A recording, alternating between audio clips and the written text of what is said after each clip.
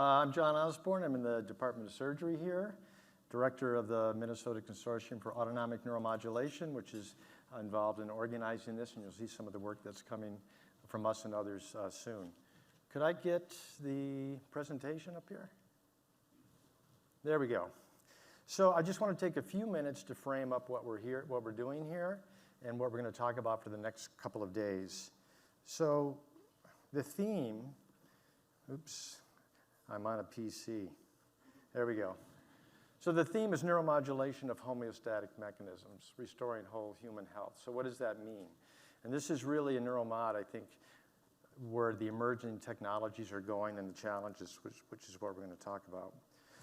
So I have to reference Walter Cannon, a famous American physiologist, his book in 1932, Wisdom of the Body, which is a classic. And so he talked about homeostasis. He coined that term, which is basically maintaining the internal environment of the body steady for maintenance of cells, organs, your pH, temperature, ion composition, all of that. So that is the purpose of what these systems are about. A big part of that is the autonomic nervous system. So this classic diagram shows in blue the parasympathetic nervous system, which you hear a lot about, and in yellow the sympathetic nervous system, which maintains homeostasis. Now, when it comes to neuromodulation, typically at this meeting and others, when we speak about neuromodulation, there's a heavy focus on brain, of course, DBS, Parkinson's, things like that, and also spinal cord for pain and other disorders. So that has been, we all know about that. This meeting is now to move into the periphery and target specific nerves going to specific places to treat specific diseases. A lot of those are largely autonomics, as shown here. Not all of them, but many of them would be the autonomic nervous system. This now has a term called either electroceuticals or bioelectronic medicine, is what we coin targeting these peripheral nerves. So that's the emerging field that we're going to be talking about the next couple days. So just as a little background to frame this up, for those of you who don't think about it too much, the autonomic nervous system, every organ in the body is innervated by the autonomic nervous system. So sympathetic and parasympathetic, and also sensory nerves. And the sympathetic and parasympathetic systems are pretty much antagonistic. They do opposite things to modulate the organ. And the heart's a perfect example because we can all relate to that, right? So for example, heart rate, sympathetic activity, like mine right now, might be a little elevated and my heart rate might be a little high. The parasympathetic nervous system decreases heart rate. They both innervate the heart, they're both going all the time, and they're fine-tuning your heart rate. Sensory nerves, which we'll also talk about, from every organ go up into those pathways and modulate that activity. So we talk about interoception, and that's what we'll be talking about. So as I said, every organ in the body is innervated in this way. And in terms of homeostasis, the balance of those two systems maintain all of the things I've listed here: cardiopulmonary function, energy balance, immune function, all of those, when things are working properly. And then the interoceptive pathways will modulate that. So every minute, every second, that information is going to the brain and modulating this reflex circuit. Now, in many conditions, we know that these are out of balance. Sympathetic activity, the stress response, is elevated chronically, and parasympathetic is shut down. So I've listed here the peripheral, I would say peripheral, arrhythmias, heart failure, diabetes, inflammation, but we also know this happens in depression, in PTSD, other disorders in terms of brain conditions as well. So for this symposium, what we're going to talk about today, the first session, will be on vagal nerve neuromodulation, which is used for a lot of things, and we're going to talk about where that field is going. The second very important session is we can create technologies and therapies, but if we don't get it to the people who need it, what good is it? And there are challenges there. So that session is going to be talking about those challenges and then hopefully having a discussion about what to do about it.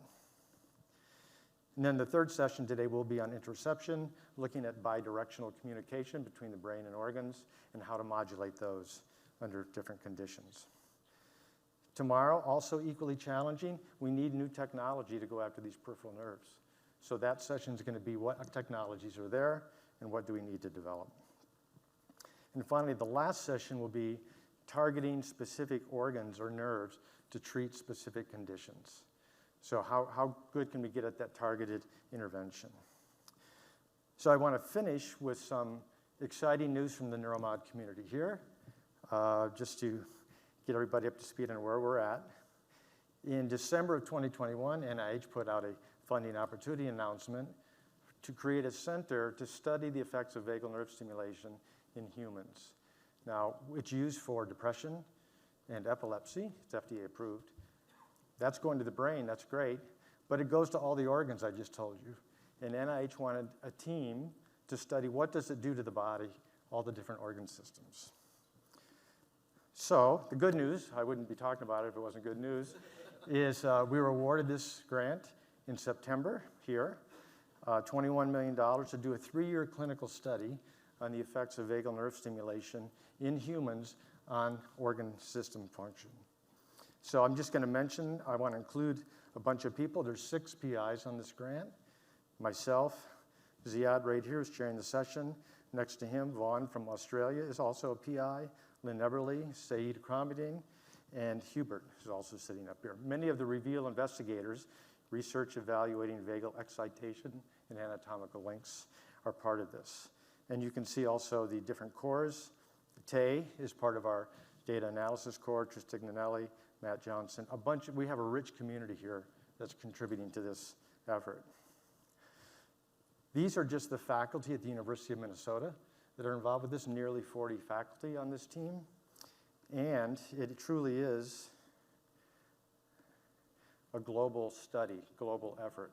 So there are 7 sites, 6 of those in the US, us, the Mayo Clinic, WashU, Shepherd Pratt, Medical University of South Carolina, and Stanford. And then over here in the Southern Hemisphere, Monash University will be the clinical sites for this study.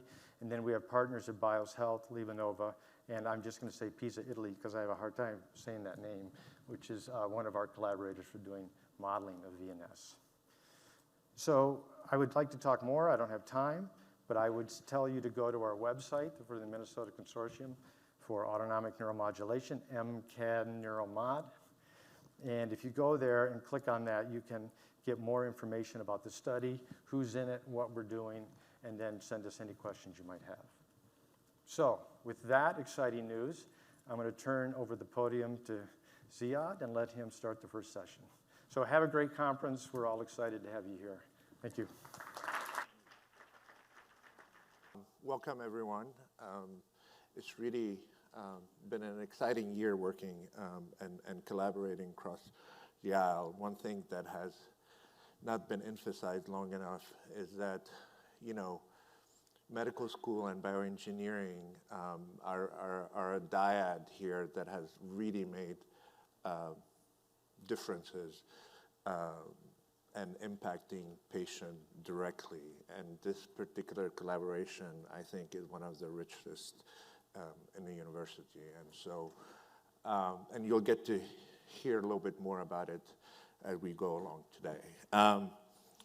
We all know about vagus nerve in the context of treating depression and treating epilepsy. And so the question is really, how are we gonna go beyond that? And the session is really to highlight where the future is going with vagus nerve stimulation as opposed to what we know so far about the value in treating epilepsy and treating depression. We're gonna be focusing primarily on cervical invasive VNS. As you all know, there's certainly other non-invasive modalities that are in the making also with VNS. So a little bit of a history though. James Koenig back in 1883 thought that seizures were really due to hyperemia, meaning that there's a lot of blood flow to the brain, and if he could control the blood flow to the brain, he would control seizures. And so created this contraption, which is essentially carotid, bilateral carotid compression, and had a little bit of stimulation, transcutaneous stimulation. And the field kind of slowly started progressing to a point where they started actually identifying cortical signals that are being modulated with vagus nerve modulation. And so the field kind of moved one step further in trying to make that link. And all the way to the 80s with Zabara, who kind of had a seizure model in canine and demonstrated that the stimulation of the vagus nerve could help modulate seizure. What was really unique about that step is that the control was happening also in the off time.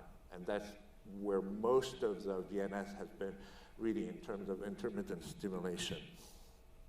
Mike and I were talking about this a little bit before. Unfortunately, there's not a lot of work done on optimization and what is really the best optimization and stimulation parameters that need to happen.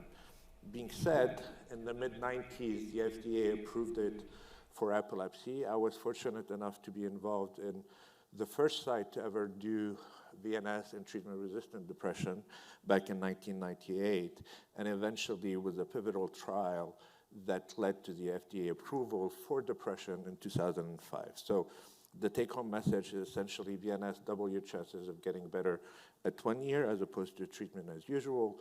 More importantly, if you respond to VNS, you have 2 out of 3 chances of staying well at 2 years, which is very different from the expected relapses that we see with treatment-resistant depression that happen about 1 out of 2 in 6 months. And there was some controversy because there's no class 1 evidence to demonstrating this, but eventually Livanova collaborated with Medicare, and there's an ongoing very large trial, 500 unipolar depression and 500 bipolar depression, to look at 1 year randomized controlled trial and see if there's a signal there. So that study is finished enrolling unipolar about a month ago, so the data really will come out within the next year. And then, of course, we have Reveal that is kind of really kickstart cataloging the effect of cervical VNS on the peripheral organ system that you heard a little bit from John about. This is a different present, sorry. So I want to finish with this. I'm recruiting whether faculty or postdoc or anything, just get a hold of me and I can tell you more about the exciting stuff we're involved in. So without further ado, I would like to introduce Vaughan Macefield. Vaughan is a neuroscientist out of Monash in Australia, and he's one of our collaborators with the Reveal study. Vaughan is doing really exciting work about the electrophysiology of the vagus nerve itself. Welcome. I'd like to start by thanking the organizers for inviting me all the way from Melbourne, Australia. You know where that is, right? Way down. It only takes 24 hours to get here. No sleep on the plane. Anyway, yes, look, I'm flattered to be invited to be here, and this looks like a fantastic program.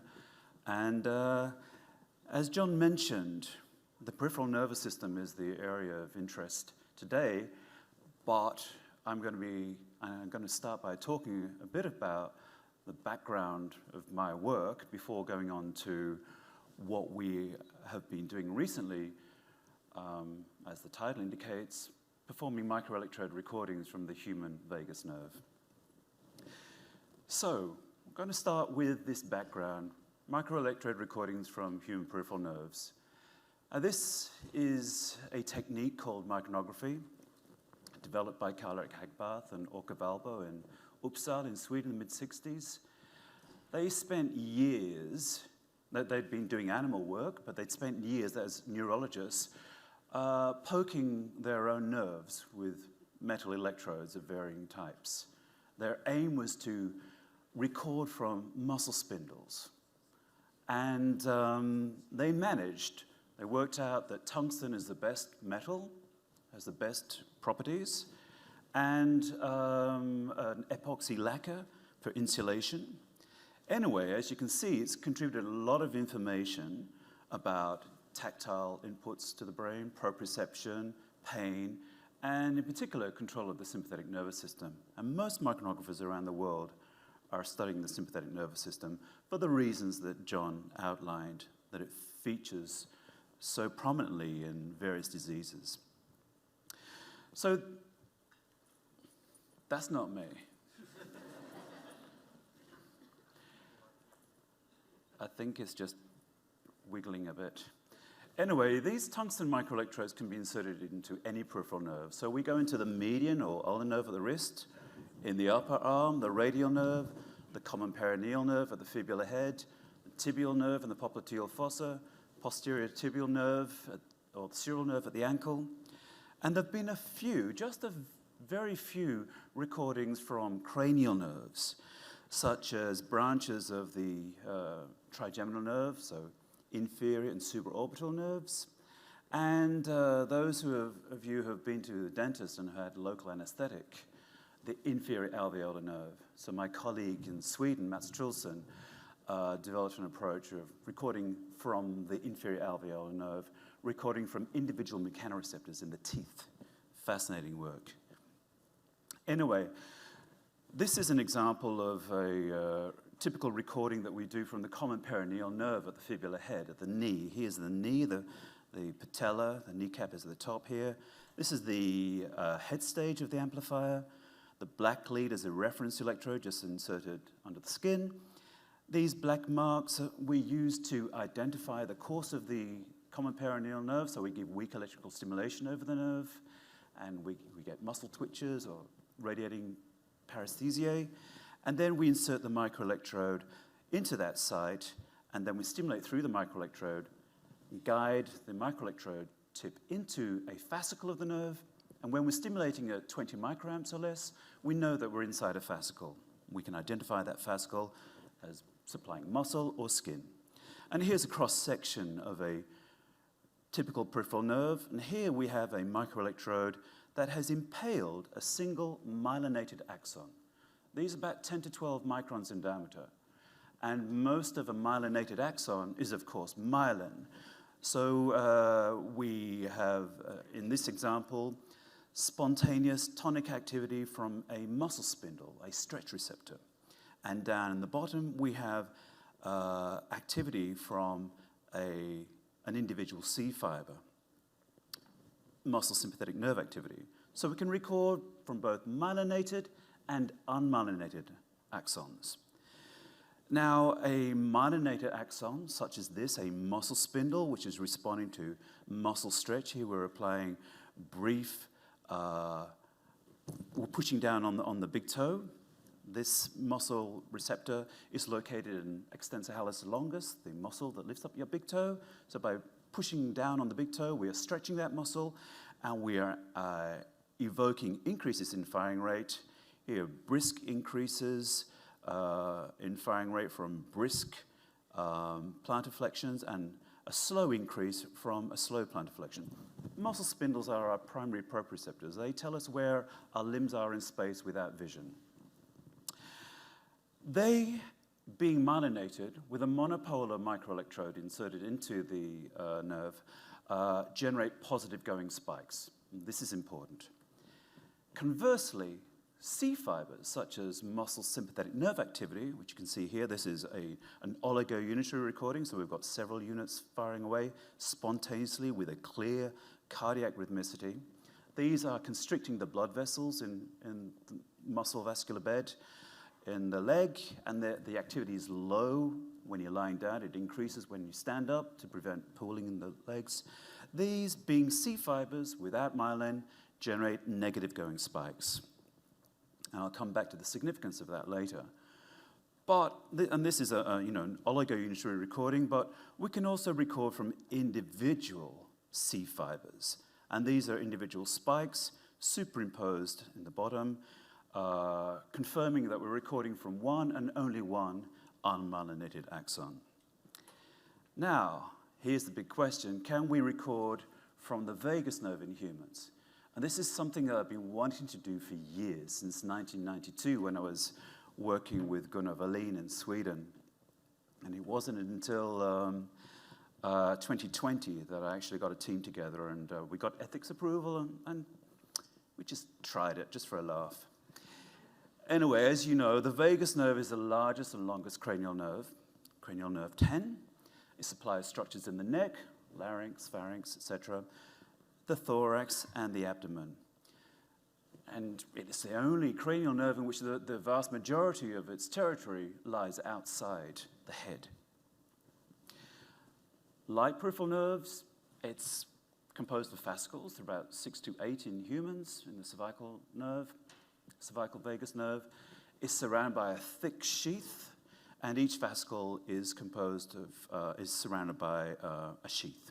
So you have to penetrate the outside sheath and also penetrate the inside sheaths, and they're pretty tough.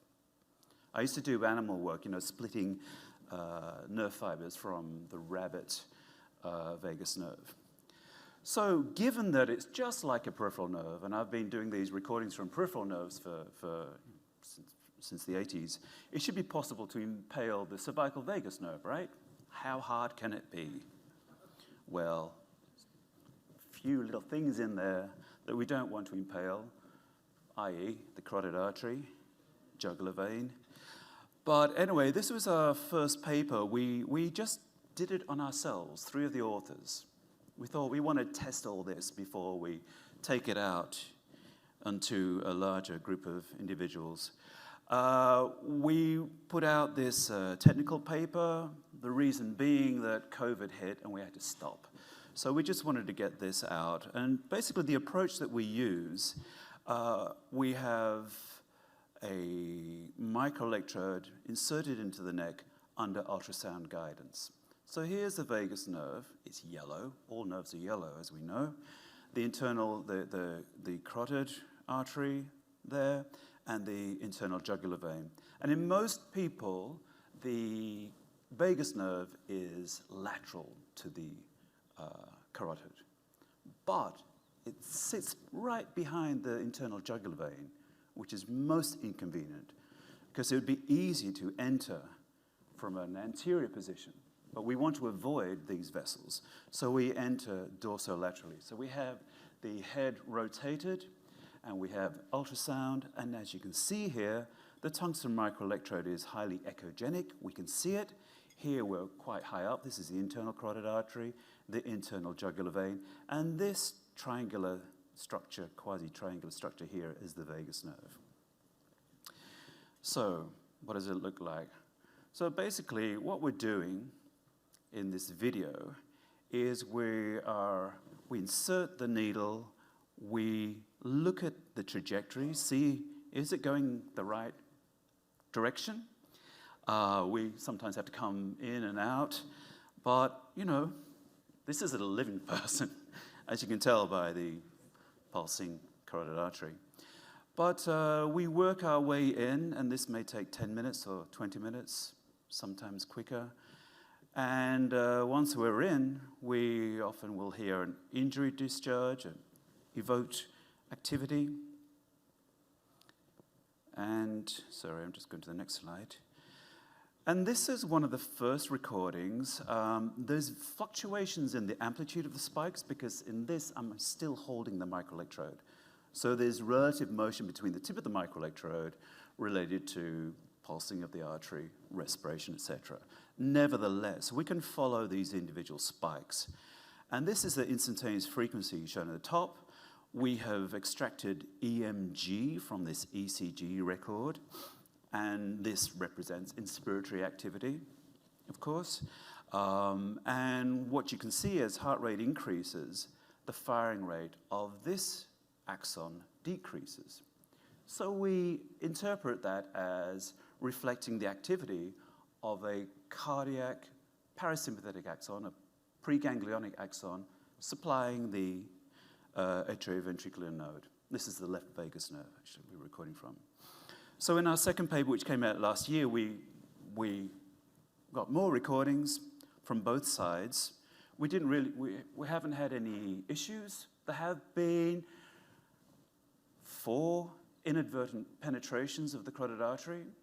I say inadvertent because we weren't aiming to do that. And that only happened because we just lost sight of the tip with the ultrasound.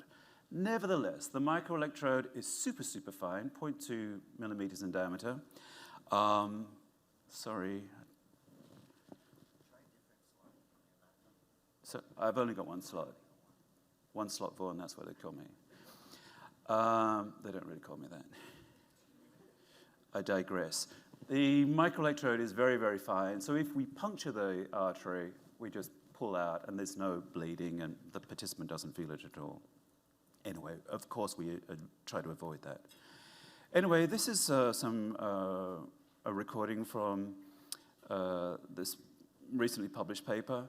The vagus nerves are dominated by respiratory-related activity.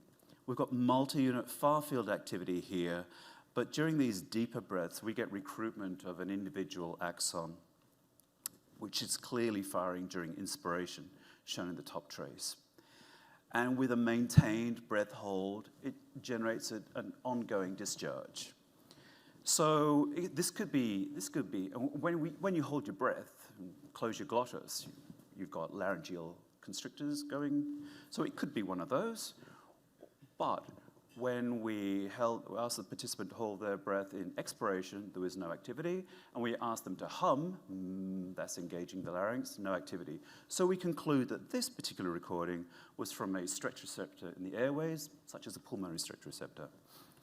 We also recorded activity that was expiratory related. This is multi-unit activity. So the RMS nerve, root mean square, is just the mean voltage neurogram. And you can see that this activity decreases during late inspiration. Here there was a spontaneous swallow. We are concluding that this was activity going to the laryngeal constrictors, which of course you want to engage when you swallow, as well as during expiration. We also found sites that were composed of both respiratory-related activity, so this is inspiratory-related activity, but also cardiac-related activity, shown by the asterisks here. And we quantified the magnitude of the modulation. Basically, as I said earlier, respiratory-related activity is much more dominant in the vagus nerve. But we can find cardiac-locked activity, such as this recent recording, where we've got these bursts of negative going spikes, i.e., unmonitored axons, C fibers, which, as you can see, are clearly time-locked to the ECG. And when we ask this participant to perform slow, deep breathing, we see that there's augmented activity here. So there's an interaction between the cardiac, the cardiac activity and respiratory-related activity. And we're presuming, we don't know what this is, but we're presuming, we're recording from the right vagus nerve, that this is actually afferent. So could it be volume-related activity from the right atrium? Stretch receptors in the right atrium, we know, increase their activity during right atrial filling during inspiration. In this same participant, we recorded from another site in which now this is the end of a maximal inspiratory breath hold shown here. So in blue, this is the lung volume. And curiously, we saw these doublet bursts. And if I show you on an expanded time base, we can see that there's one burst of activity that appears to be related to systole, the other to the dichrotic notch. Now, the blood pressure waveform that you see in the bottom there was recorded from the fingers with a finger press, okay? It takes about 300 milliseconds for that pressure wave to travel down to the fingers from the heart. So if you shift this waveform back in time, I think you'd be convinced that this burst is related to contraction of the heart, and this second burst to the dichrotic notch.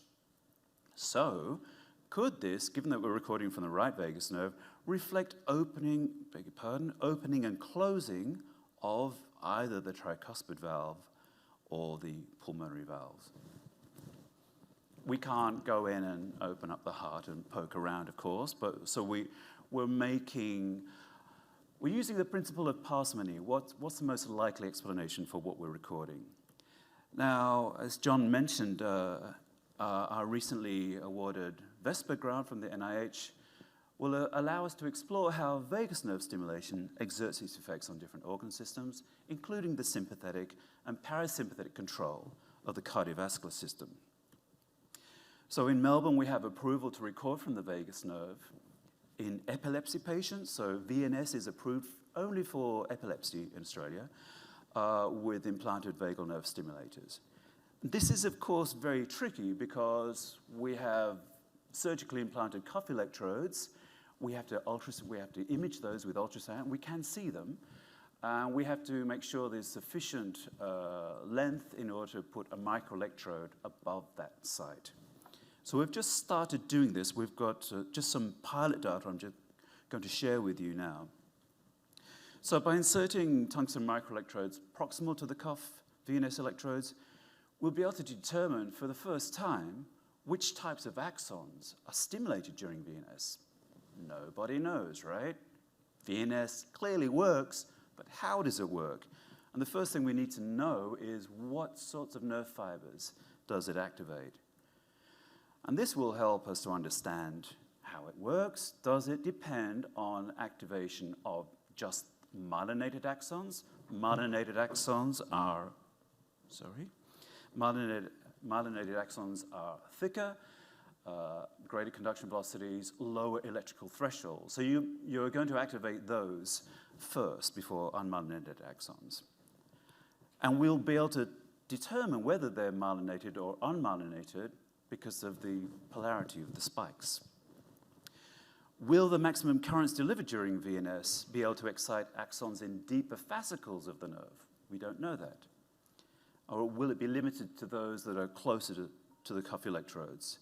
So just from one recording, here are the stimulus artifacts. This fascicle was silent. There's no ongoing muscle spindle respiratory-related activity or cardiac-related activity. It's likely that we're supplying the gut. We knew that we're inside the nerve, but we're not getting any activity during the stimulation. However, at 0.75 milliamps or at 2 milliamps. When we deliver the clinically set trains of pulses to this site, through the cuff electrodes, in the first train, we didn't see anything. But in the second, we saw this tonic activity, which is firing about 100 hertz, which is very curious. And as you can see in an expanded time base, this is a stimulus artifact, and these are evidently C-fiber potentials. So I'll just finish off by just providing some pilot data from a recording in the common perineal nerve, sympathetic nerve activity. What does VNS do to sympathetic nerve activity? Supplying the muscle vascular bed. This is one of the outcome measures in our VESPA grant. We have electrodes, surface electrodes over the left vagus nerve. As you can see, it's shown in green, the current ramps up, and this is at, beg your pardon, at 250 microsecond pulses, 2 milliamps, 20 hertz with a duty cycle of 30%. Now, this participant had very low levels of activity. These are these bursts of muscle sympathetic nerve activity shown here. About 1 burst per minute on average, very, very low.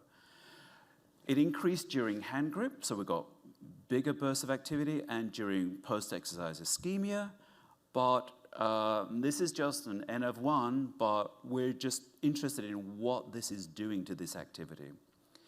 And when we tilted the person up, we can see that the activity is also higher than at rest. And again, we're interested to see what this does. So to conclude, we have shown that it's feasible to perform microelectrode recordings from the human vagus nerve using ultrasound-guided micrography, further demonstrate that we can perform microelectrodes from this nerve in patients with implanted VNS devices, And the data that these studies will provide will inform us how we interpret the effects of VNS on the brain and on the visceral organs that the vagus nerve supplies. So how does VNS influence muscle sympathetic nerve activity and cardiovascular control? And ultimately, this work will help us to understand how VNS works. And I'd like to thank my colleagues, Ty, Leah, Matteo, and Michaela, and to thank the NIH for this funding, and the National Health and Medical Research Council of Australia. And thank you for your attention.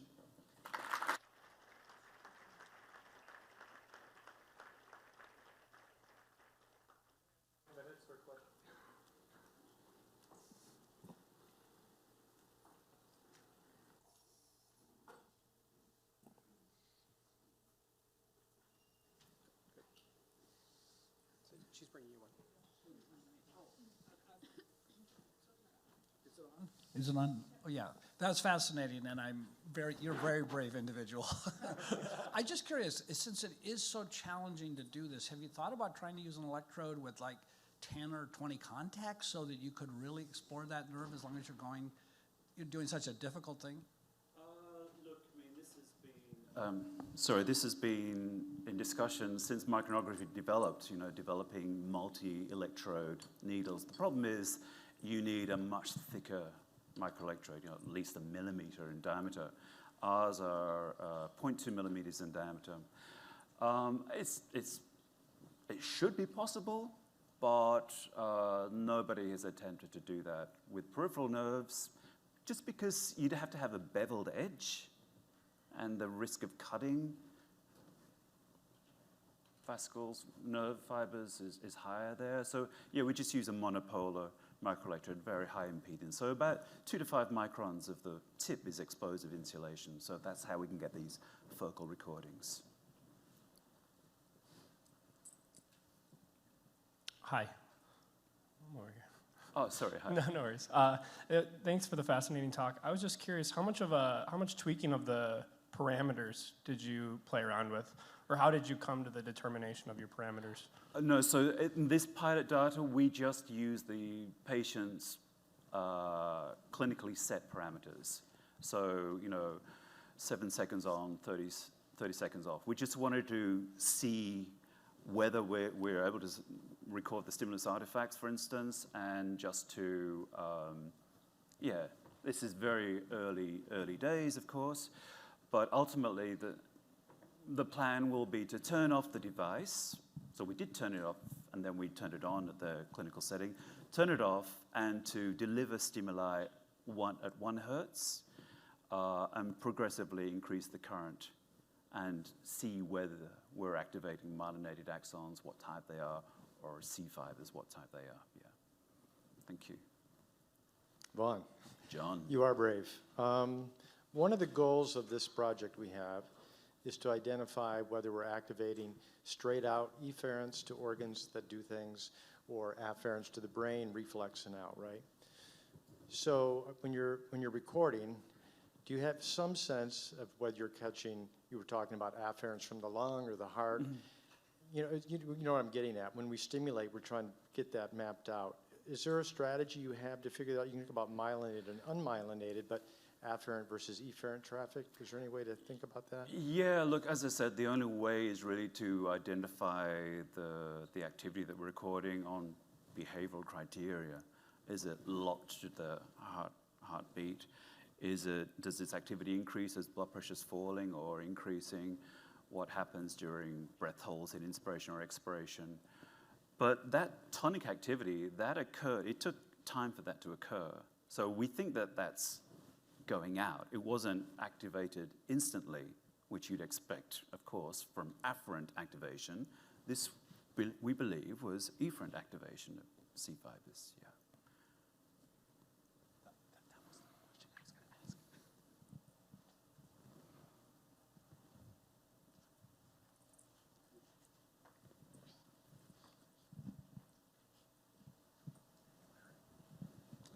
Hi, great talk. Thank you. So you're placing these microelectrodes by hand, and we know that the vagus nerve has like a topography, different organization of where the fibers are.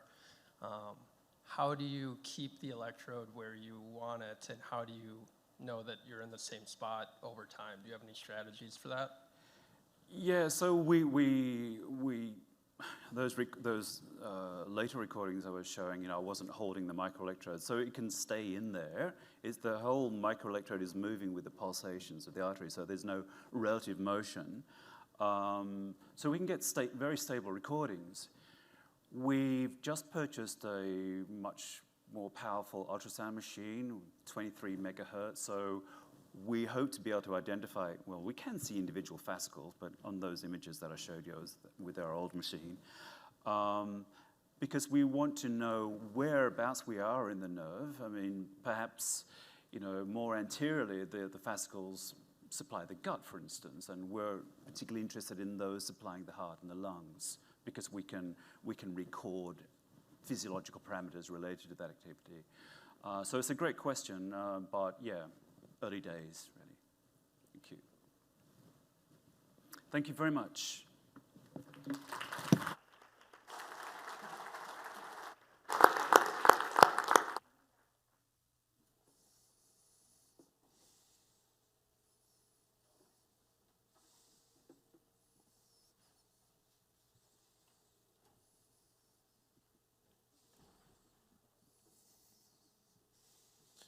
While we're working on this, so thank you, Vaughan. The next talk is by Michael Kilgard. Michael is UT Dallas and Cognition and Neuroscience program, and he's also the interim director of the Texas Biomedical Device Center. I reach out to Mike to kind of give us a talk because really his work is fascinating when it comes down to trying to be synchronous with a particular activity to enhance plasticity. So you're going to see a little bit a much more sophisticated way of utilizing vagus nerve stimulation in the context of plasticity. Thank you. Thank you.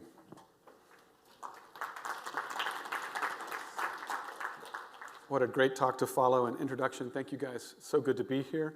The general idea that neuroscientists have provided is that learning doesn't just arise from practice plus engagement, but really it's the neural activity plus neuromodulators that are regulating the synaptic plasticity that allows us to learn to read or play the violin or what have you. My lab's been testing for some 15 years the idea that perhaps we could increase the amount of plasticity if we had a tool that allows us to phasically increase the neuromodulator release in humans. So we've heard a lot already today about the vagus nerve, so I'll spare you the details. And until Vaughan tells me I'm wrong about this, I'm going to tell you how we think about it, which is, of course, that the small minority of fibers are efferent, but that really a lot of fibers in the cervical vagus nerve are afferent fibers providing sensory information. So my lab had begun with deep brain stimulation and pharmacotherapies to try to drive plasticity in the brain, but the excellent safety profile of vagus nerve stimulation was the first thing that drew us to it. Second was, of course, the high temporal precision. The way we've been thinking about it, and again, until Vaughan tells me I'm wrong, is that we're activating the large diameter stretch receptors because we're delivering very small currents with short pulses. Most people, I'll show you, don't really perceive the stimulation we're delivering. And I'm going to provide you a bunch of evidence that we really can promote neural plasticity in human patients. So first, this general idea to test the hypothesis that if we could release neuromodulators, we could drive plasticity. This is based on earlier work using deep brain stimulation of some of these important neuromodulatory nuclei. We wanted to confirm that the hypothesis that had been previously proposed, that the vagus nerve activation does in fact trigger release of norepinephrine, for example. So here's a recording in locus coeruleus, and what you see is a really nice increase in the firing of the particular neurons in locus coeruleus as we increase the current. And what you most notably notice is as soon as you turn on the current, it fires, and as soon as you turn it off, it stops. So this is what we needed to use it to pair release of neuromodulators with specific events, which is what occurs during learning and drives very precise synaptic plasticity. So to test this hypothesis, we did a series of experiments, first in a Nature paper in 2011, just pairing a tone over and over with a very brief burst of vagus nerve stimulation. What we showed was you could double the number of neurons in primary auditory cortex that have neural responses tuned to that particular frequency. We followed that up some years later by pairing the movement of the shoulder in a rat trained to press a lever. And once again, there's a lot of neurons in motor cortex that produce movement, of the shoulder, but you can double the number of neurons just by pairing only 1,000 times movement of the shoulder with activation of the vagus nerve over just a 5-day period. So the hypothesis then is that we're triggering the release of neuromodulators coincident with neural activity and enhancing the brain circuits that produce that. So if that's true, we should be able to block the neuromodulators and block the plasticity. And so we've done that in a series of experiments. If we lesion the locus coeruleus fibers that project to motor cortex, or the dorsal raphe neurons, or the neurons of the nucleus basalis that release acetylcholine, any one of those areas blocking them is sufficient to block this effect. So we believe we're seeing the synergistic action of multiple neuromodulators regulating G protein-coupled receptors and guiding spike timing-dependent plasticity rules, in this case in motor cortex. So the goal from the very beginning was if we understood synaptic plasticity well enough, it ought to be useful as a therapeutic and have many benefits in terms of improved safety profile and longevity over, let's say, pharmacotherapies. So we went to stroke because it was the best understood neurological model. The reason people have hemiparesis, weakness of the hand, is because they've had a stroke, typically the middle cerebral artery that damages motor cortex. So here's animals trained on this task. They're 90% accurate at pulling this lever above 120 gram threshold after a stroke. They are impaired. And if you do intensive daily rehabilitation for weeks and weeks and weeks, they make some marginal gains, but they remain weak for the rest of their lives, just like human patients. When you add vagus nerve stimulation to the physical therapy that these animals are undergoing, they make gains they would not otherwise make. And even after the vagus nerve stimulation is turned off, they get to keep these gains for as long as we've been able to record. So here's just an example of what this looks like. The animal's pulling a lever on the left, you'll see, or a handle on the left. You'll see the force profile that's being produced on the right. You'll see the unfortunate animal who had to do rehab without vagus nerve stimulation. Pretty weak. So there's lots and lots of questions for moving from animals. Lots of animals have been made better, and not that many humans have been made better. One of the ones we focused on first was aged animals. Those first studies were done in young animals. In aged animals, again, physical therapy is good for you, but the animals maintain long-lasting impairments. And again, vagus nerve stimulation allows them to make a recovery they couldn't otherwise make. And once again, these benefits long persist vagus nerve stimulation. This is more than a week out. How about long after? That's just a week after we're beginning. Most people wouldn't receive vagus nerve stimulation that early. And so here we're looking to begin physical therapy and vagus nerve stimulation 6 weeks after impairment. And again, you see vagus nerve stimulation also improves recovery, and these benefits are long-lasting. Interestingly, delivering vagus nerve stimulation is no kind of magic. If it's not delivered during physical therapy, during those pulls, there's no benefit whatsoever. So these animals receive the same amount of physical therapy, the same amount of vagus nerve stimulation. It doesn't do any good at all. It's not angiogenesis, not neurogenesis. It's really about the precise timing. So we're not just interested in getting better at one task. People want to be able to tie their shoes, as I'll show you. So we wanted to make sure that these things could generalize. So we made a little knob that the animals could turn and train them on this much more difficult task. And what you see here, once again, on an even more difficult task, the animals are trained up to do it, then they get a stroke, they can't do it anymore, and they don't really make much gains with weeks and weeks of therapy. Pronation, supination is a well-known difficult task for people after brain injury. But what you see is when you pair vagus nerve stimulation, they do make a recovery and get very close to their original levels. In this task, though, we really wanted to know what happens if you train them on a different task they've never trained on before. So we went back to that pull task. And what you see is these animals are already better at a task that's never been paired with vagus nerve stimulation. So it's a similar task. They still have to reach the same knob, but instead of turning, they're now grabbing and pulling, and they get that impairment. And then you can switch them back to the supination task now 6 weeks after any vagus nerve stimulation, and they're still significantly improved. So now we're interested in trying to better understand the neural mechanisms. We hypothesized for many, many years that this is based on central nervous system plasticity. Is there any evidence of that? Luckily, the National Institute of Health has spent a lot of money in really nice technologies that allow us to see at a single cell resolution exactly what's happening. So we can inject, in this case, the pseudorabies virus into the grasping muscles of the forepaw and just count the number of cells that are connected from the muscles we're trying to strengthen back up into the brain. And you'll see here in just one individual animal on the left, you'll see after rehab there's more neurons that are connected, but there's still not very many. And after VNS plus rehab, there's quite a bit more. Single animals should not be believed, so you want to look at group data, and you see this incredibly reliable effect. We can double or triple the number of neurons that produce these by stimulating motor cortex, but we can also tripled or quadrupled the number of neurons that are physically connected from the muscles in a hypothesis-neutral test back up to motor cortex. So this general idea that we now understand that it is central plasticity that's allowing these improvements, we wanted to go ahead and test whether or not it might be possible to improve not just, let's say, a cortical stroke, but subcortical strokes, hemorrhagic stroke, and all the rest. With funding from Wings for Life, we did a series of experiments looking at spinal cord injury. We just presented this actually yesterday at the American Spinal Injury Association. And so again, we've published some time ago that the animals really don't recover very well after spinal cord injury, even with extensive therapy. But when you add vagus nerve stimulation, they make a recovery still impaired, make a recovery they could not otherwise make that once again long persists the end of vagus nerve stimulation. We've done this in traumatic brain injury just to control cortical impactor to motor cortex. We've done this in intracerebral hemorrhage.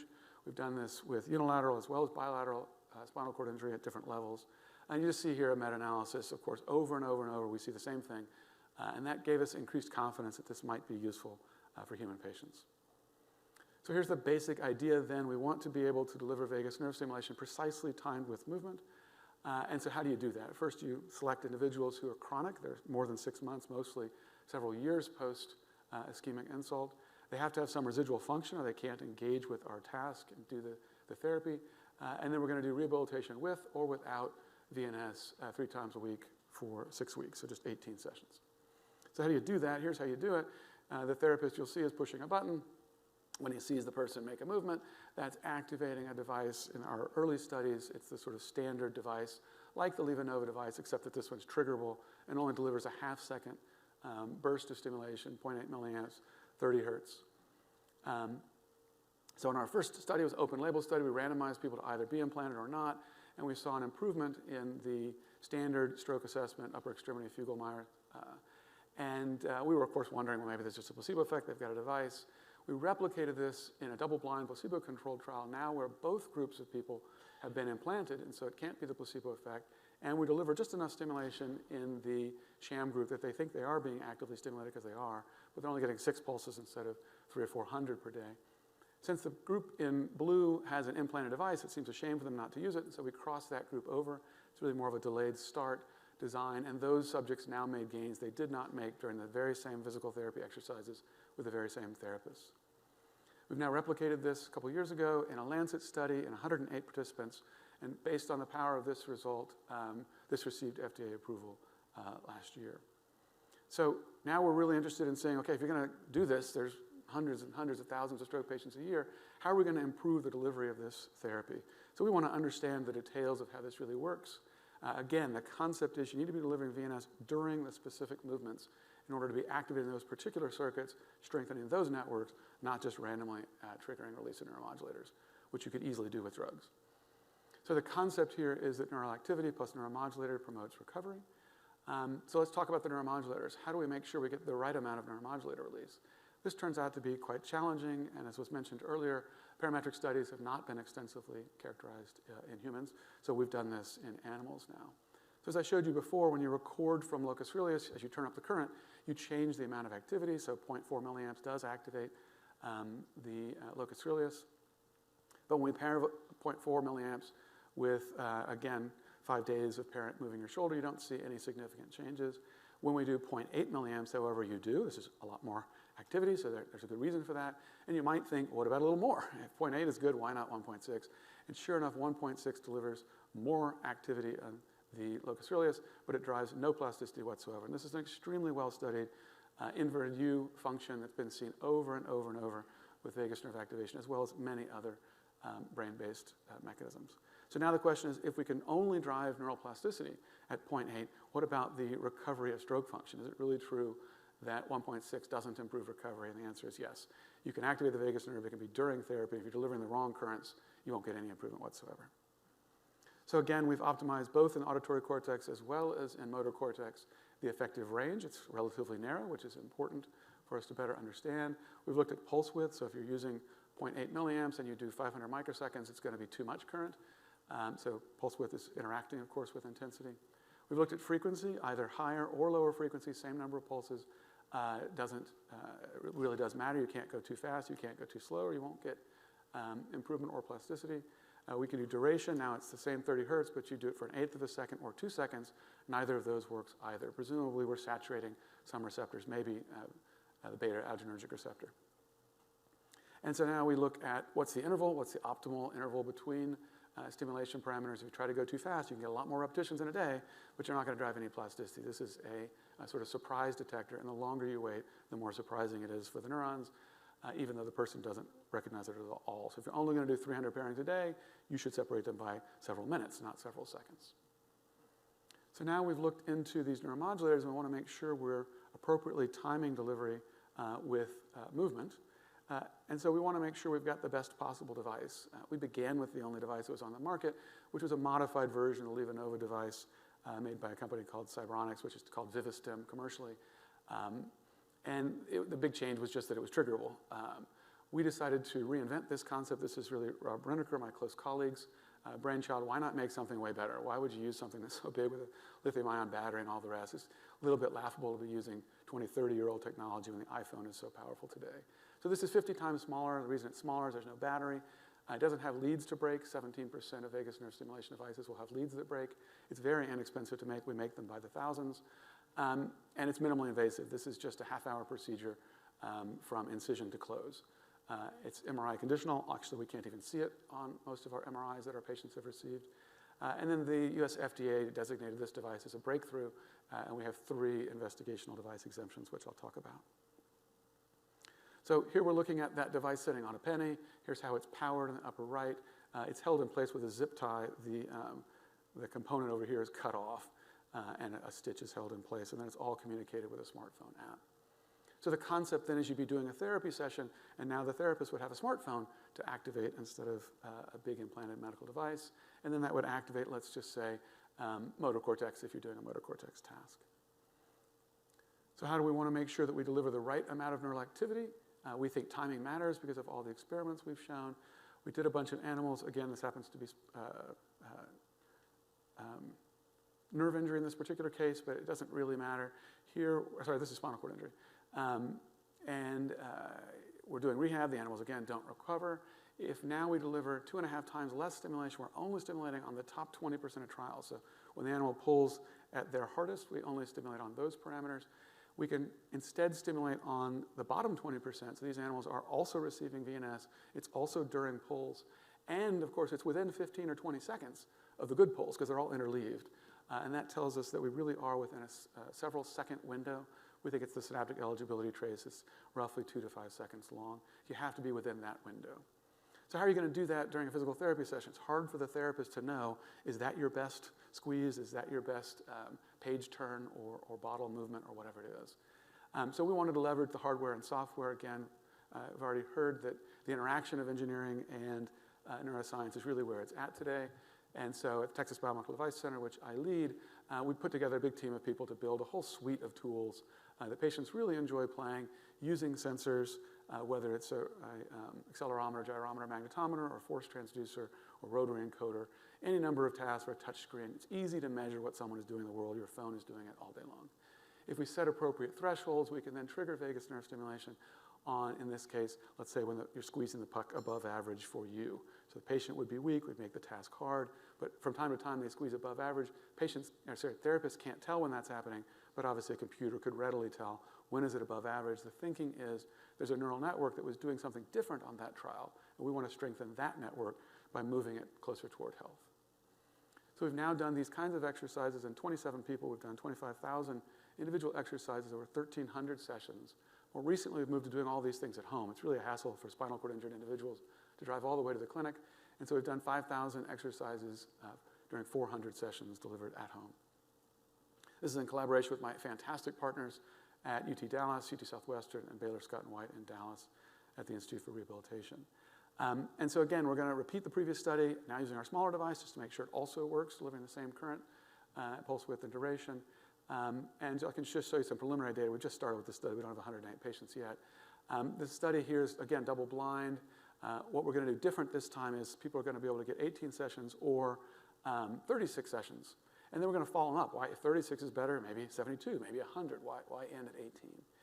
And so here's where we are. We've got one person in phase 1, 6 people have completed phase 2, and 4 of these stroke patients are doing their at-home therapy now.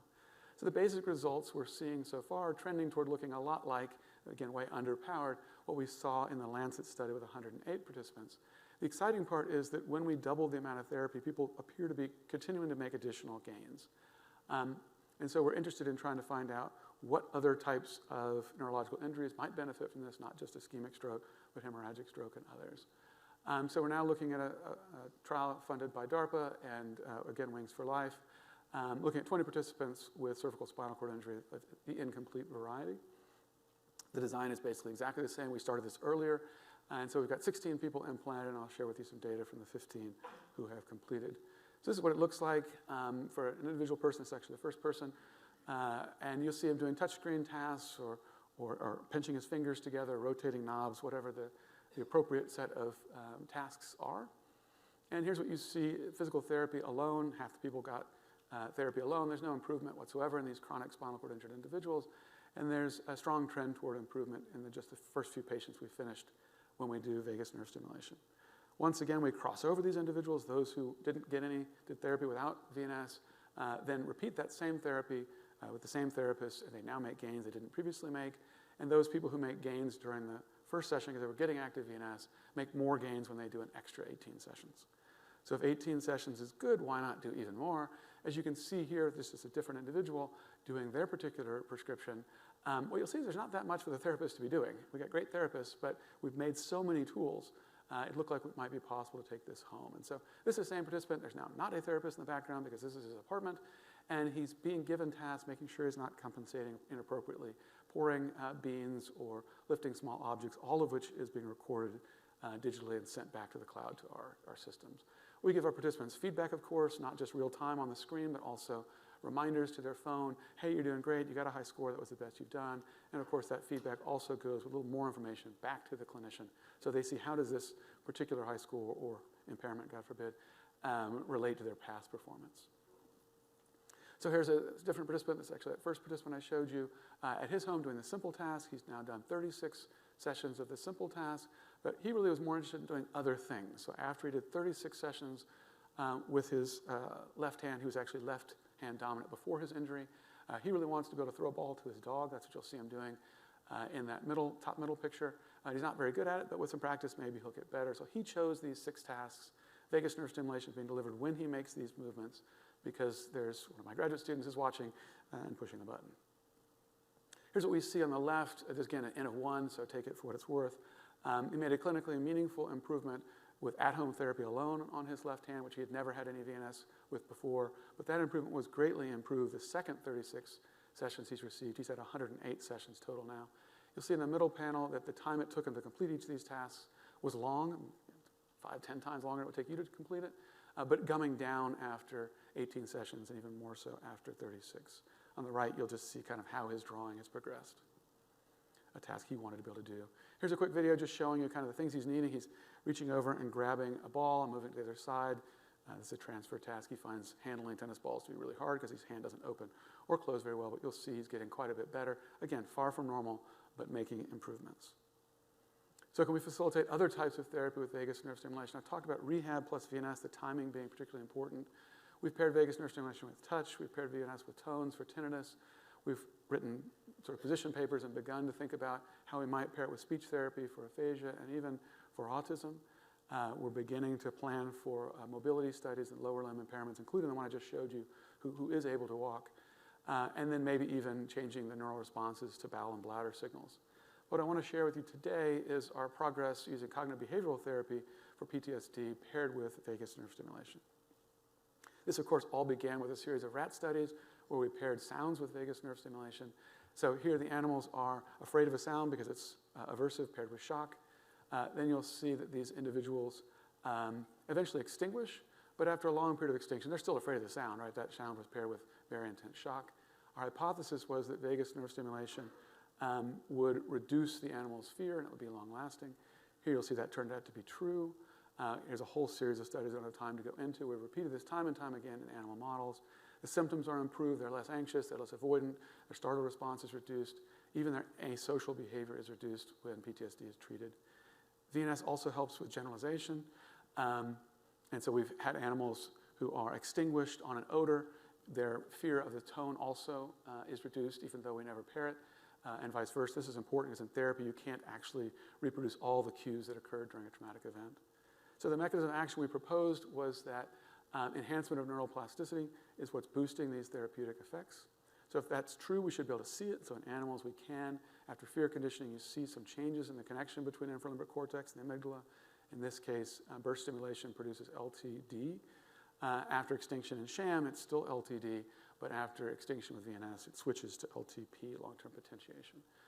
We, of course, propose that it's the neuromodulator release that's critical for this. So once again, we lesion the neuromodulator systems. We see, again, that VNS enhances extinction, but it doesn't do so if you've had death of the cells from locus coeruleus that project to the amygdala and prefrontal cortex. Once again, we see an inverted U. If you deliver too much current, no beneficial effect whatsoever in terms of fear extinction. It, once again, needs to be delivered during the therapy. If you deliver it out of phase, you don't get the benefit. If you spread it out too thin, you don't get the benefit. If you deliver it throughout, actually, mercifully, it's fine. So this is actually how we're delivering it clinically. Finally, we were interested in the central effects, but there's also peripheral effects, as we've discussed. And so we want to study whether or not the activation of the parasympathetic system might help these participants, and that it might be anxiolytic. So in our animals, the elevated plus maze, we see that they'll spend more time in the open arms, suggesting that it is anxiolytic, trying to understand the mechanisms, whether it's central or peripheral. You do methylscopolamine, this does not cross the blood-brain barrier, and if you block acetylcholine peripherally, you get no beneficial effect of vagus nerve stimulation. However, that blockade of the peripheral effect doesn't have any influence on whether or not VNS enhances extinction learning. So the extinction learning is happening centrally, but you're getting an anxiolytic effect. This is the holy grail for PTSD. You want to have low anxiety but high plasticity, and many agents that reduce anxiety also reduce neuroplasticity, including benzodiazepines. And things that enhance plasticity, like amphetamine, of course, greatly enhance anxiety.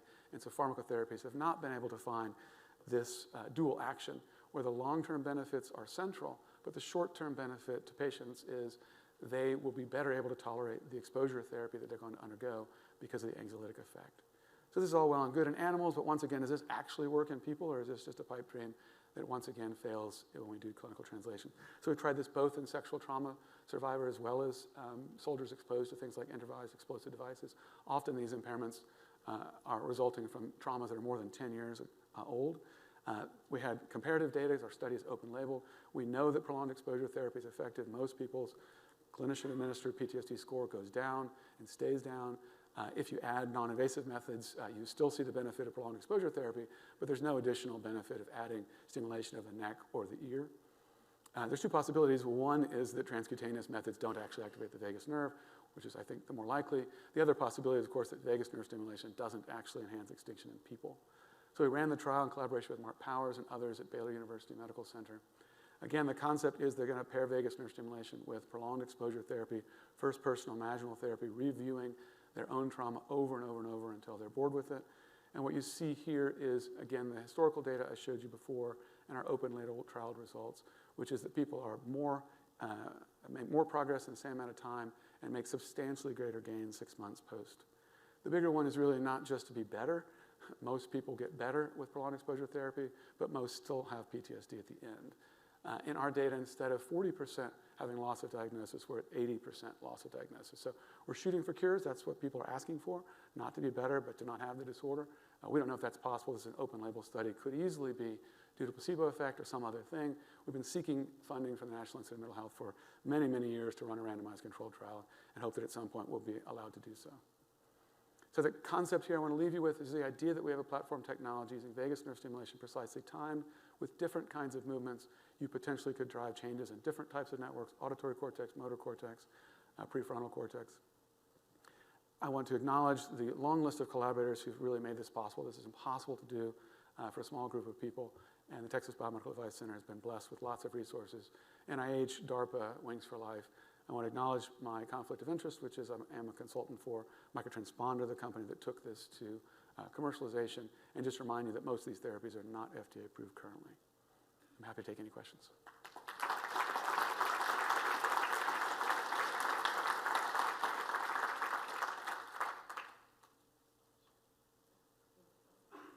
So Awesome. But so I'm really struck by something interesting, that everything you've done in parameter optimization is suggesting a sweet spot that's constant across animals and patients. And I think a lot of us who do VNS clinically or things like deep brain stimulation feel like there's a lot of patient specificity in what seems to trigger response. And I'm fascinated by this. I'm curious how you're thinking about how those two can be reconciled. Yeah, it's a great question. The variability from person to person is substantial. So we looked at just laryngeal effects, and the thresholds are off by a factor of 3 or 4. So how can it be that 0.8 is the right thing? 0.8, the inverted U, is for the average. So we suspect that many of our non-responders are non-responders because we're not delivering the right amount of current. And so we've just begun, I'm excited to say, trying to deliver less current. Maybe some of these people, our device is maybe much more efficient than the LevoNova device, so maybe they need less. So I don't know that yet, but several of our patients are receiving half as much stimulation. If they start to see benefits, we might be able to convert a non-responder to responder. Because we haven't optimized anything, we've never done that, but it certainly seems plausible. And using biomarkers, including recording directly from the nerve, would be an ideal way to do that. Yeah.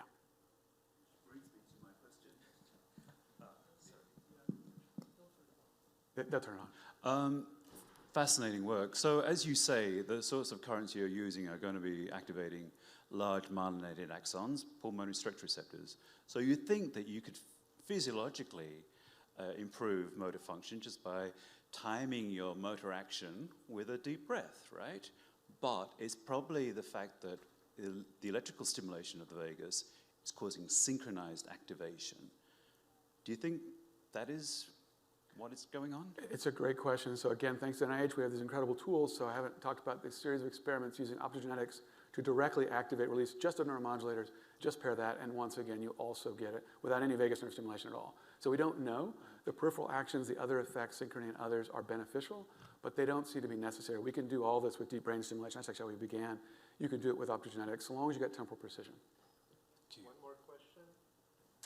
Hi, thank you for the talk. I have a question. So you mentioned that for participants to be part of your study, they should be able to perform the task themselves, right? What about the category of patients that are more impaired if they are performing that task completely assisted by someone else? Do you think they all can still benefit?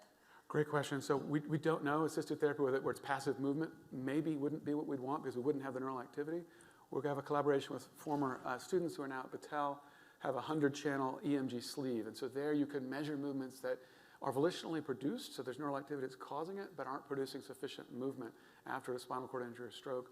So we've put in 2 grants. Hopefully we'll get them to be able to pair not just movements, which is what we need now to trigger our system, but actually EMG activity instead. And so if that's sufficient, then you would move from no movement to some movement, then you wouldn't need the EMG, and now you could switch to using our current system. Great question. Thank you, Ziad. I would like to start by thanking the organizers for inviting me here. It's really great to be here. It's a great meeting. This is my first time to be here. So when Hubert invited me to give a talk here, what he said is to give you an overview of all the work that we have done over the years on neural regulation of inflammation. Thank you, Hubert. So that's what I'm going to do here now. What I want to do today is to leave you with a take-home point that the signals that are transmitted in the vagus nerve regulate immune responses, regulate cytokine production. And once we understand how this neural circuit works, it will be possible to develop technologies or novel therapies to target these neurons selectively and specifically, and then modulate immune responses. So for years, we have been interested in understanding these different neural circuits that regulate immune responses and inflammation. Our studies have identified a neural circuit called inflammatory reflex, the term that was coined by Dr. Kevin Tracy. And these studies have shown that signals transmitted in the vagus nerve regulate immune responses in the periphery. So what I want to do today in my talk is to cover 3 major points. First, I will give you a brief overview of our historical studies that have mapped the efferent arc of this reflex circuit. Then I will give you an overview of our ongoing studies where we are mapping the sensory arc of this reflex circuit. And lastly, a brief overview of our clinical studies. So the first, the efferent arc of the circuit. We really stumbled upon this efferent arc of the circuit quite accidentally. So this is the data from endotoxemic animals, whether it is mouse or rat. When these animals are given endotoxin, that is a bacterial toxin made in the cell wall of gram-negative bacteria, it is also called as the lipopolysaccharide. So when you give endotoxin to animals, it makes tons of TNF, as shown in the open bar over here.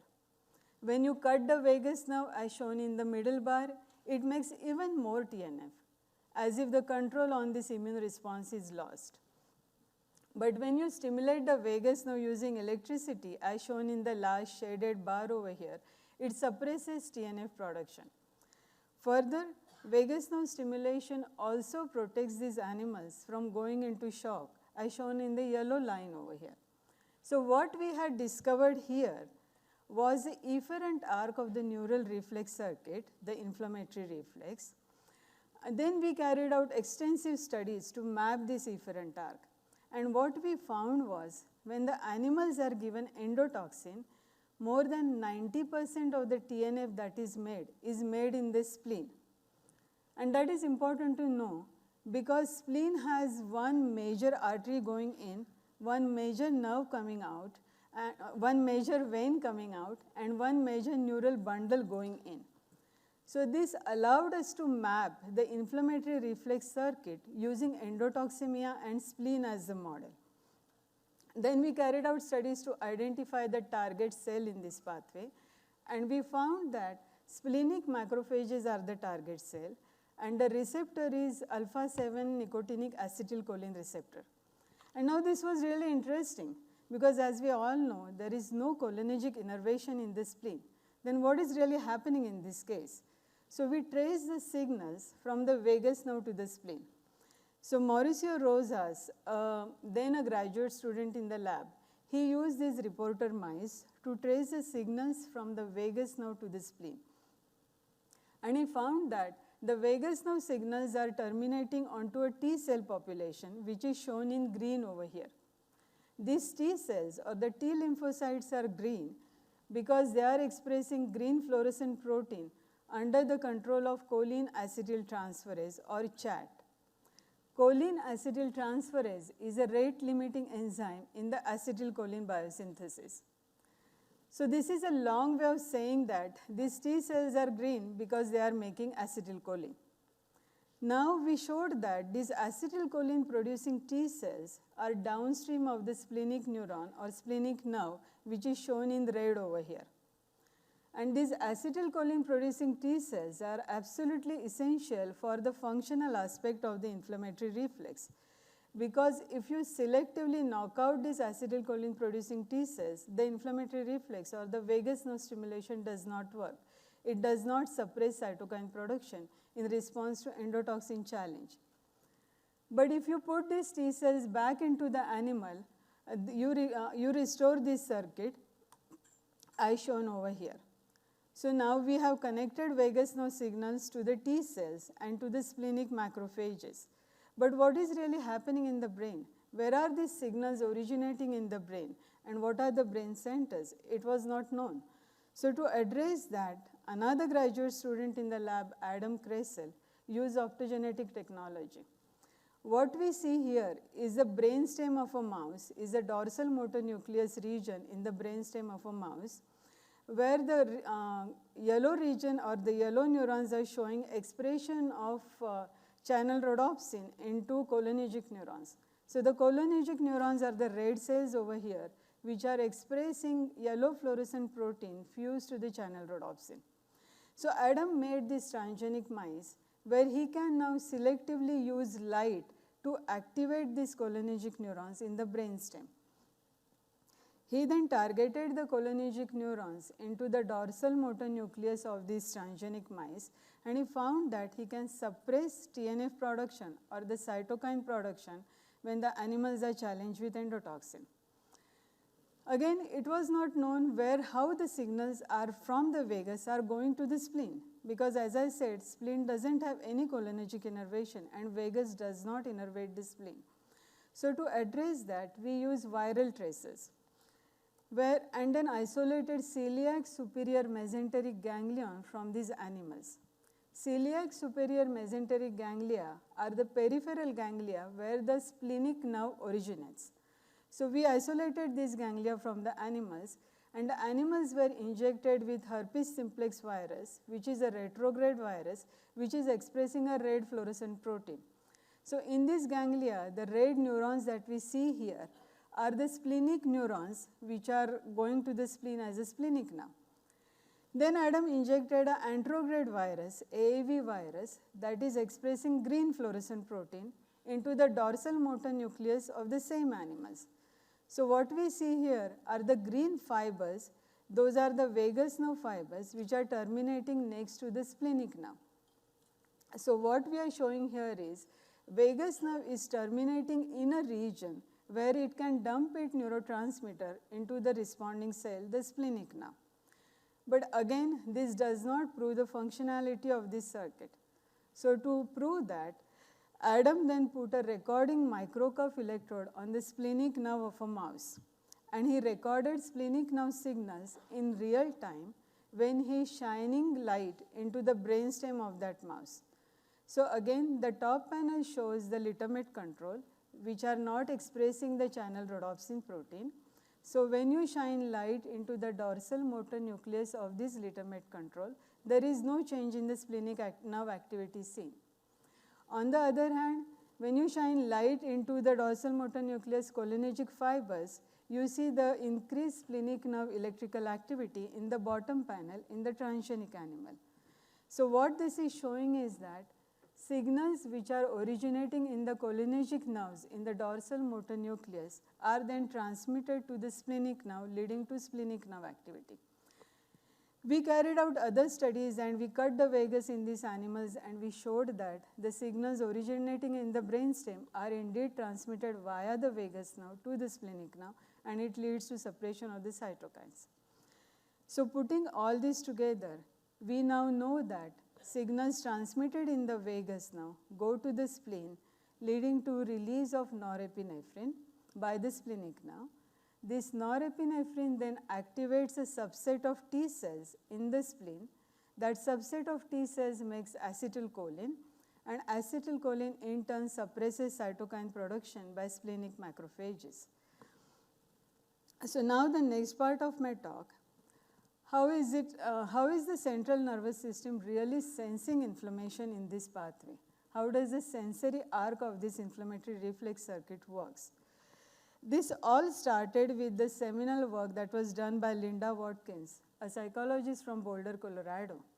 What Linda's group showed was that when they injected interleukin-1 in the abdomen of an animal, it induced a fever response, as shown in the red line over here. But when they cut the vagus nerve, this fever response was abrogated, as shown in the yellow line over here. So what this is showing is that vagus nerve is sensing the presence of interleukin-1 in the peritoneum or in the periphery and initiating a fever response. So we then ask, is vagus indeed sensing cytokines in cytokine-specific manner? And then we carried out vagus nerve recordings in real time. In animals, those were challenged with different cytokines. Then Theo Zanos and Chad Boughton from our institute, they developed machine learning algorithms to decode and identify the neural subsets which are responding to these different cytokines. So here is a typical one neural subset shown in yellow over here, which is not responding to any cytokine challenge, whether it is IL-1 or TNF. It is just puttering along without any change in activity. But whereas another subset, which is shown in red over here, it gets activated only when the animal is challenged with interleukin-1 and not when it is challenged with TNF. On the other hand, there is a third neural subset shown in this figure, which is shown in blue over here, which is activated only when the animal sees interleukin-1, and there is no difference when there is TNF. So what this data is showing us that the vagus nerve is indeed transmitting signals in a cytokine-specific manner to the brainstem and initiating a response. But how does this really work? I mean, in this paper and in other papers, we showed that cytokine receptors are required for vagus to mediate these signals. But it was really not known how these signals are transmitted to the brain until recently. So recently we showed that a nociceptor, TRPA1 or transient receptor potential ankyrin receptor 1 is required for mediating interleukin-1 specific signals to the brain. Now TRPA1 is very well studied nociceptor. It is present on sensory neurons. It acts as a receptor for changes in temperature, especially cold. It also recognizes a number of chemical challenges, including cinnamaldehyde, allicin, etc. And it also responds to, it can be activated using optopharmacology, such as Optovin. I'll come to that later. But when we were studying, we became aware of a paper in Nature Communication that showed that TRPA1 acts as a receptor for lipopolysaccharide or the endotoxin, the bacterial toxin that I talked about earlier. And it made us think that, does TRPA1 also act as a receptor for cytokine? Can it mediate responses to interleukin-1? To address that, we selectively knocked out TRPA1 expression in neurons using Krelok's technology and then recorded signals on the vagus nerve in these animals. So here, when we challenge the letermate controls, which are the wild type animals, with interleukin-1, we see increased in vagus nerve activity as shown in the bottom panel in panel A. Whereas when we knocked out TRPA1 expression selectively in the neurons of these animals, there was no increase in vagus activity seen, indicating that TRPA1 was required to mediate IL-1 specific vagus nerve stimulation or vagus nerve activity. Then based on Linda's studies, we asked whether TRPA1 is also required for mediating IL-1 specific sickness behavior. So we recorded core body temperature in these animals. And we saw that, again, the wild type animals, which are shown in black over here, they respond to IL-1 by inducing a typical hypothermia response, a typical response to interleukin-1 seen in laboratory animals at room temperature, whereas the TRPA1 knockout animals failed to do that. So what this is showing is that TRPA1 is mediating interleukin-1 specific signals to the brain and then initiating a temperature change. So the next question was, does it also lead to activation of the inflammatory reflex and regulate cytokine production? So to address that, we did use both optopharmacology as well as chemogenetics. This is the data using optopharmacology, where we used an ligand called Optovin. This Optovin is a chemical that selectively binds to TRPA1 and activates the TRPA1 channel when in the presence of a light. So when you dump Optovin on the vagus nerve and then give endotoxin challenge to the animals make tons of TNF, as shown in the left-hand side one, where light of column is there. But when you turn on the light and activate the channel, there is suppression of cytokine production, as shown in the middle column over here. When you cut the vagus nerve, you abrogate this effect. So again, this study showed that you can selectively activate the TRPA1 that leads to activation of the sensory signal, leading to again generation of the efferent response that is regulating cytokine production in these animals. So now it is interesting to understand it, right? Because we can now selectively activate either the efferent signal or the sensory signals in the vagus nerve, or activate the efferent or the motor signals in the vagus nerve to regulate cytokine production. Now the last part of my talk, patients. So based on these studies, we asked whether it was possible to hack into the vagus nerve and activate the inflammatory reflex in patients which are dependent on TNF-mediated diseases such as rheumatoid arthritis or inflammatory bowel disease to see a clinical benefit. For these studies, we collaborated with the company called Setpoint Medical. This study was led by Drs. Paul Peter Tak, Frida Koopman, and Ralph Zitnik. And we studied rheumatoid arthritis patients. Those were implanted with vagus nerve stimulator. But before that, we first ask a question, whether it is really indeed possible to hack into the vagus nerve in a human and activate the inflammatory reflex to see cytokine suppression. So for that, we first recruited patients who were under anesthesia, because we did not want any placebo effect in this case, right? And anesthetized patients cannot have a placebo effect as they are unconscious and sleeping. So we recruited patients, those were getting vagus nerve stimulators implanted as a part of their therapy for epilepsy.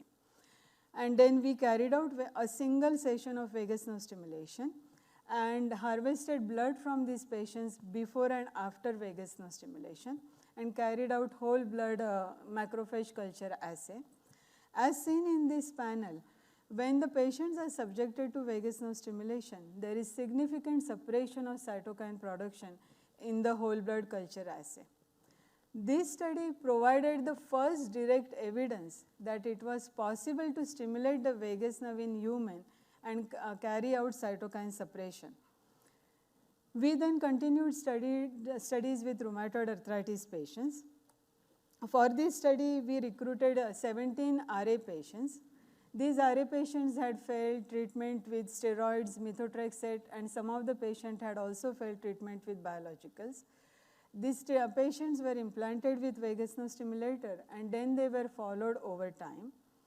As seen here, the disease activity score, which is shown in the black line over here, the disease activity score, which is a composite score of patients' feel-good response, the number of swollen joints, and the circulating CRP levels, decreases over time when the patients are receiving vagus nerve stimulation. As a virtue of this trial design, they had turned off the vagus nerve stimulation on day 42, and again the disease activity started increasing when the stimulator was turned off. But when the stimulator was turned on again on day 56, the disease activity started decreasing. Interestingly, the TNF levels, which are shown in the red line over here, also tracked with disease activity score in these patients. Again showing that the vagus nerve stimulation is having a beneficial effect in these rheumatoid arthritis patients. These patients are now being followed for long-term follow-up, and they still continue to show beneficial effect to vagus nerve stimulation. After hacking into the vagus nerve, we next asked whether it was possible to stimulate the target organ directly, the spleen. So we carried out splenic stimulation using focus ultrasound. For these studies, we collaborated with GE Research and Chris Puglio, and we targeted the spleen using focus ultrasound modality. First, we carried out studies using preclinical models, both mice and rats again, where we targeted the spleen and challenged these animals using endotoxin. As seen here, again a single stimulation with ultrasound leads to suppression of cytokines in wild-type animals. But if you knock the acetylcholine producing T cells, the green T cells that I showed you earlier, or if you knock the alpha sound target receptor in these animals, you lose the effect of this pathway. So this shows that the splenic ultrasound stimulation is definitely mediating cytokine suppressive effect via the cholinergic anti-inflammatory pathway. We then asked whether it was possible to get similar cytokine suppressive effect in human subjects. So we recruited 70 healthy volunteers for this study. Again, the study was done in collaboration with GE Research and Northwell Radiology. These 70 healthy volunteers then were subjected to either sham stimulation or splenic ultrasound stimulation. And we carried out whole blood culture assay, both pre-stimulation and post-stimulation. Again, a single exposure to splenic ultrasound stimulation leads to suppression of cytokine responses in whole blood culture assay, as shown in the red line over here, in a time-dependent manner, whereas no effect was seen with sham stimulation as expected. So in summary, what I have shown you here is the data that the signals transmitted in the vagus nerve can indeed regulate cytokine responses. But I want to stress that the inflammatory reflex is not the only immune or not the only neural circuit that is regulating immune responses. There are multiple neural pathways that are being investigated and studied in detail that regulate these immune responses. Kevin and I had summarized this in this particular review. There are other reviews talking about this same thing. So it is now possible to target these neural circuits using the technology that you guys are developing and then regulate immune responses. So last but not the least, I want to thank all my lab colleagues. I have mentioned their contributions as I went along. And I want to thank our funding sources, both NIH and industry. Thank you.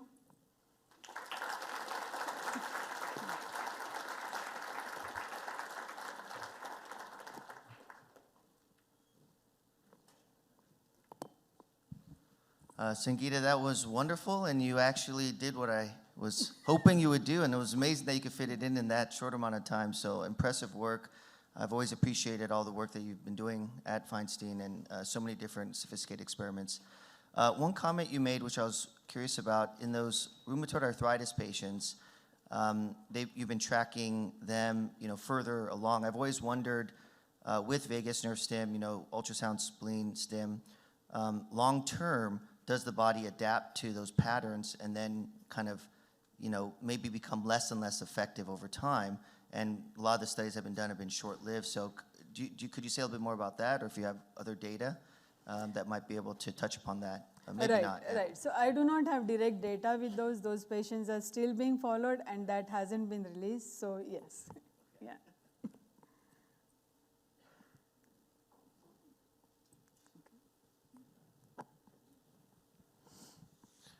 Great talk.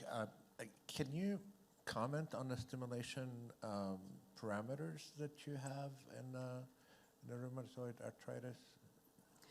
So the stimulation was tailored to individual patient. It was between 400 to 600 microamps, and it was again on and off, similar to epilepsy patients. SetPoint is actually doing another multi-center trial as we speak, and they are recruiting more number of patients because, as I said, this study, the pilot study, was only with 17 patients, and that was done actually overseas. So. My understanding is that it is with a 10 hertz stimulation. Right. And I was wondering about the rationale for having gone in a lower frequency than what has been accustomed to use in epilepsy or in depression, which is in the 20, 30 hertz. Yeah, I would say that those stimulation parameters were picked up based on their rodent studies, where they showed that they are not activating any change in the heart rate, but they are having immunosuppressive effects, and those parameters were then carried for the patient studies.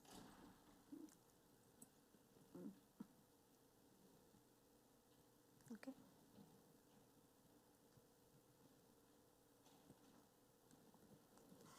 Yeah, there.